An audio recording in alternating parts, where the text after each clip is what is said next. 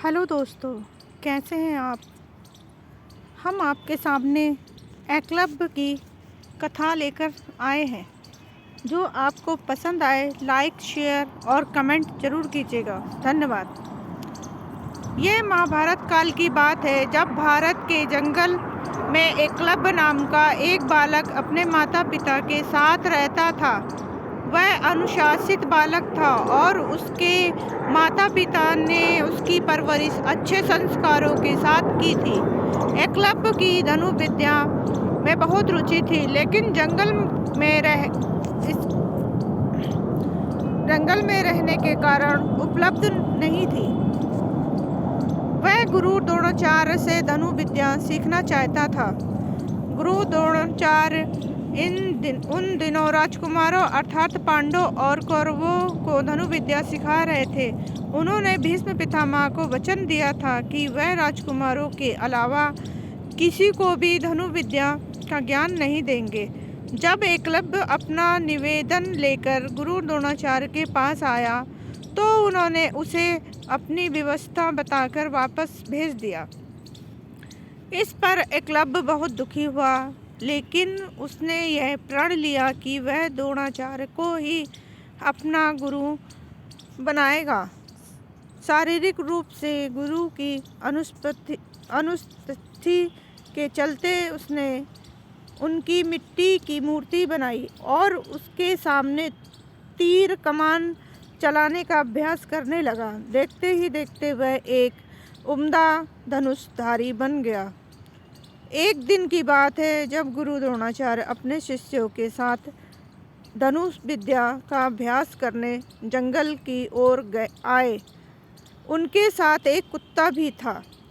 उस समय एकलव्य भी जंगल में धनुर्विद्या का अभ्यास कर रहा था। ऐसे में जब कुत्ते को जंगल के एक ओर से आवाज़ आई तो वह उस ओर जाकर भौंकने लगा, जिससे एकलव्य की एकाग्रता भंग होने लगी। इसी वजह से कुत्ते को चुप करवाने के लिए एकलव्य ने उसके मुंह में कुछ इस प्रकार बाण चलाए कि उसका भौंकना भी बंद हो गया। उसे कोई चोट भी आई नहीं। कुत्ता वापस द्रोणाचार्य के पास भाग गया। जब उन्होंने कुत्ते को देखा तो उन्हें अपनी आंखों पर विश्वास नहीं हुआ और उन्होंने सोचा कि इतना अच्छा धनुषधारी कौन है जिसे धनुष बाण की ऐसी विद्या आती है। जब उन्होंने जाकर देखा तो उनके सामने हाथ में धनुष लिए एकलव्य खड़ा था। अपने गुरु को देखकर एकलव्य ने उन्हें प्रणाम किया। द्रोणाचार्य ने उससे पूछा कि उसने ये विद्या किससे सीखी, तो एकलव्य ने बताया कि वह किस प्रकार उनकी मूर्ति के सामने प्रतिदिन अभ्यास करता है।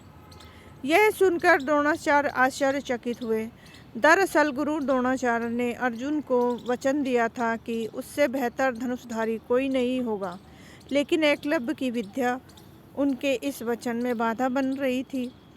ऐसे में उन्हें एक युक्ति सूझी। उन्होंने एकलव्य से कहा, वत्स, तुमने मुझसे शिक्षा तो ले ली, लेकिन मुझे गुरु दक्षिणा तो अभी तक नहीं दी है। आदेश करें गुरुदेव, आपको दक्षिणा में क्या चाहिए। एकलव्य ने कहा। एकलव्य की बात का जवाब देते हुए द्रोणाचार्य ने कहा कि गुरु की दक्षिणा में तुम्हें तुम्हारे दाहिने हाथ का अंगूठा चाहिए। यह सुनकर एकलव्य ने तुरंत अपनी कृपाल निकाली और अपना अंगूठा काटकर गुरु द्रोणाचार्य के चरणों में रख दिया। इस घटना की वजह से एकलव्य का नाम एक आदर्श शिक्षक के रूप में आज भी याद किया जाता है। कहानी से सीख बच्चों, वीर एकलव्य की कहानी से हमें यह शिक्षा मिलती है कि अगर हम अपने लक्ष्य के प्रति पूरी तरह समर्पित हैं तो उसे हासिल करने के बीच में आने वाली कोई भी बाधा असहनीय रहती है। धन्यवाद दोस्तों। अगर आपको ये कहानी पसंद आई हो तो लाइक शेयर और सब्सक्राइब ज़रूर कीजिएगा। धन्यवाद।